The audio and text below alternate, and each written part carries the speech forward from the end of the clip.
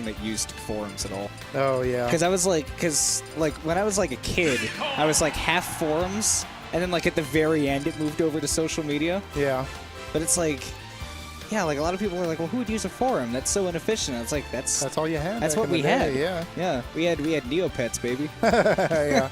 Neopets, NeoGAF. Yeah. Everything was forums back then. We just thought that was the most efficient way to do things. Man, I remember. Like, what if you could see posts from one person? You didn't have to look for them. Yeah. Yeah, I remember just being on my iPhone and just only going on Smash boards. Like when I first got my first iPhone. Yeah, back at like the iPhone 2. Yeah, back in the day. Yeah. All right, so we got Slyck and Tags. Tags going Diddy Kong. Yeah. So that'll be I feel like Cloud suffers a lot in this just because personally, Diddy Fair is a big detriment because, you know, you like to use your aerials at a safe distance with Cloud or, you know, hope that your opponent runs into them. But Diddy has a Cloud-sized aerial. He has a sword. His legs are like the best sword in the game. They are made of rubber. Yeah. He's not just eating bananas. There's a different fruit that he is eating. Yeah. We need to stop talking about animal. Or at least I do. I'm the one that looks like a weed here. I'm pretty up there with weeditude. Yeah, that was ridiculous. That was a great recovery, though, getting the wall jump up beat. Oh! That could not have been any more fortuitous for Tags. Again, another great recovery, though. That's one of the things that I feel like Slyck has always done really well with Cloud, is that he's always sort of had a mind for how to recover with Cloud. Yeah, and that's an important thing with this character, because that's literally all I go for, is just trying to get him off stage. Yeah, well, his recovery is subpar. Yeah. Like, if Tags is playing right, he'll just sit in the corner and wait for Slyck to go at him. And if Slyck is playing right, he won't go over there. Yeah. It's like it's really kind of opposite, right? Yeah, there you go, down smash. Plenty strong to get the job done. But and the angle that sends at, you want to look at down smash any percent, 50% angle. Yeah. Then you get set up for the free edge boards. You know how he's going to recover. Yeah, he's been doing a pretty good job recovering. So hard though to wear down Diddy Kong.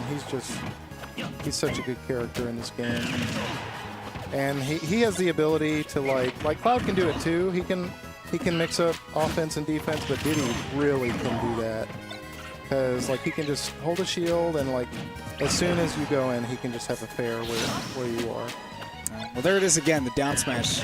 You know, like you said, any percent, that's a pretty good move against Cloud, and that was ultimately what ended up getting Tags the game. 2 stock. Yeah.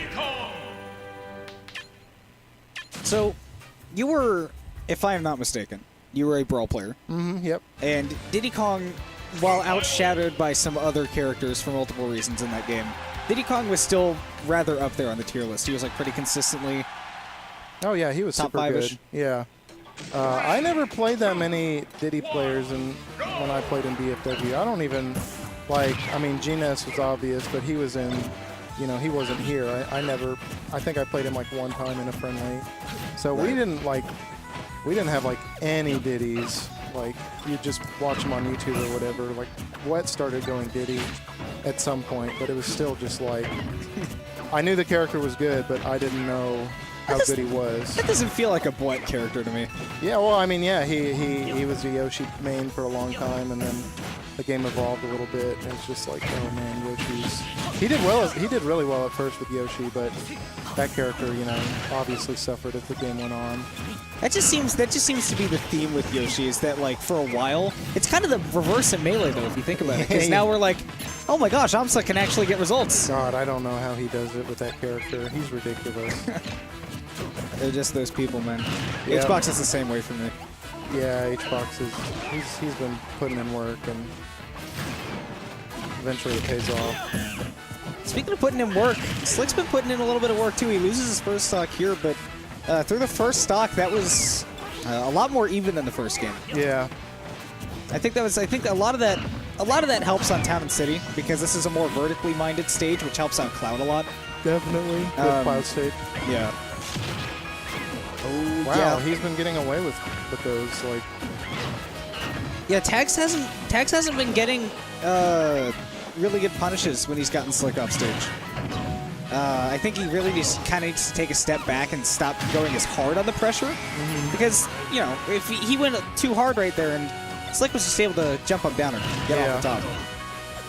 Yeah, Tags has been doing some, like, interesting banana pull, like, force option selects with just, like, banana pull. Like, when Slyck would be on a platform and he'd just, like, pull the banana so it'd be right there and Slyck would be in disadvantage. It's like, wow, that was really smart.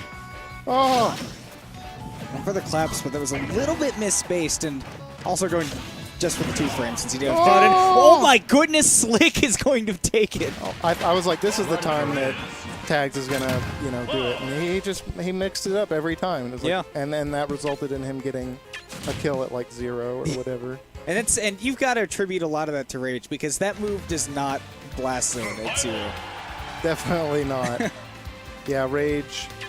I'm kind of upset that it's even coming back at all, but hopefully it's not significant enough. Yeah, from what I saw, it looked like Rage didn't activate until like the 120 or something. Yeah, like 120 range, which is, I think that's fine. I think it's kind of dumb though that you can be at like 70% kill somebody like 15-20%.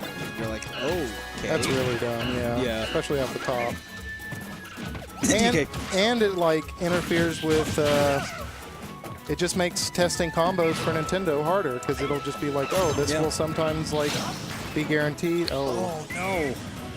So, like I said earlier, I mean, Tags. You don't need to play super aggressive off stage against Cloudless Diddy. You can play really safe, and then go off stage once you kind of have a read on the pattern. Which again, Slyck doing a really good job of mixing up his recovers, but I feel like Tags is playing too aggressive off stage with Diddy.